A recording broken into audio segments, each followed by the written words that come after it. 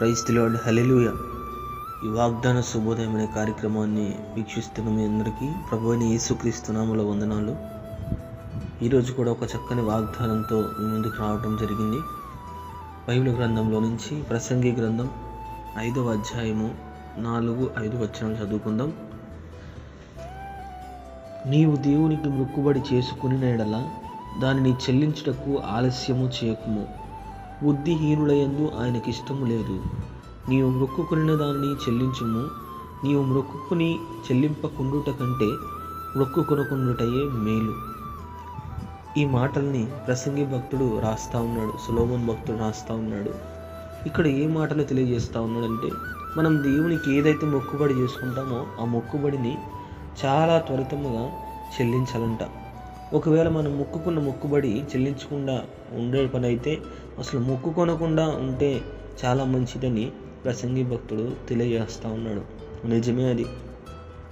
ఎందుకంటే చాలామంది దీనస్థితిలో ఉన్నప్పుడు, వారి దగ్గర ఏమీ లేనప్పుడు దేవునికి ఒక నిబంధన చేసుకుంటారు. ఏమనంటే, నా స్థితిలో నుండి నన్ను మెరుగుపరిస్తే, నన్ను ఒక స్థాయిలోకి తీసుకెళ్తే, దేవా ఇదిగో నీకు తప్పకుండా నాకున్న దాంట్లో నుంచి నీకు తోడ్పాటును అందిస్తా అని చెప్పి చాలామంది మొక్కుబడులు చేసుకుంటూ ఉంటారు. కొంతమంది సంతానం లేని వారు గర్భఫలం కోసం ఒక మొక్కుబడి చేసుకొని, దేవా నాకు చక్కని గర్భఫలాన్ని ఇస్తే ఇదిగో నాకు ఇచ్చిన మొదటి సంతానం తీసుకొచ్చి నీ సన్నిధిలో ప్రతిష్ఠిస్తా అని మొక్కుబడి చేసుకుంటూ ఉంటారు. ఇలా కొంతమంది ఏమీ లేని స్థితిలో, ఏది లేనప్పుడు ఆ స్థితి నుండి విడుదల పొందడం కోసం దేవుడి దగ్గరికి వచ్చి మొక్కుబడి చేసుకుంటూ ఉంటారు. దేవుడైతే వారందరి మొరను ఆలకించి వారి మొక్కుబడి ప్రార్థన విని దేవుడు వారి జీవితంలో కార్యం చేసిన తర్వాత, దేవుడు వారి స్థితిలో నుండి వాళ్ళని పైకి లేవనెత్తిన తర్వాత, వారు ఏదైతే మొక్కుబడి చేసుకున్నారో ఆ మొక్కుబడిని చాలామంది మర్చిపోతూ ఉంటారు. ఇది కృతజ్ఞతాహీనుల యొక్క లక్షణం.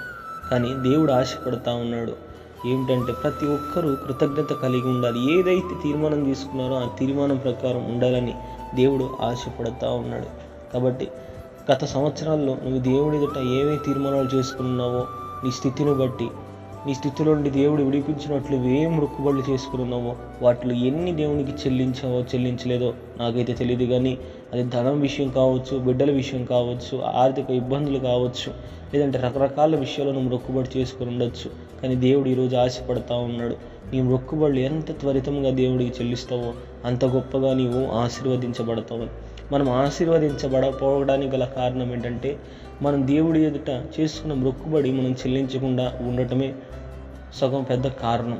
కాబట్టి సంవత్సరాలు గడిచిపోయిన ఇంకా ఏదన్నా దేవుడి ఎదుట చేసుకున్న తీర్మానం, మొక్కుబడులు ఇంకా మనం చెల్లించకుండా ఉంటే అది ఈ సంవత్సరంలోనైనా దేవుడి ఎదుట పెట్టవలసిందిగా ప్రభువు పేరిట మీకు తెలియజేస్తా ఉన్నాను.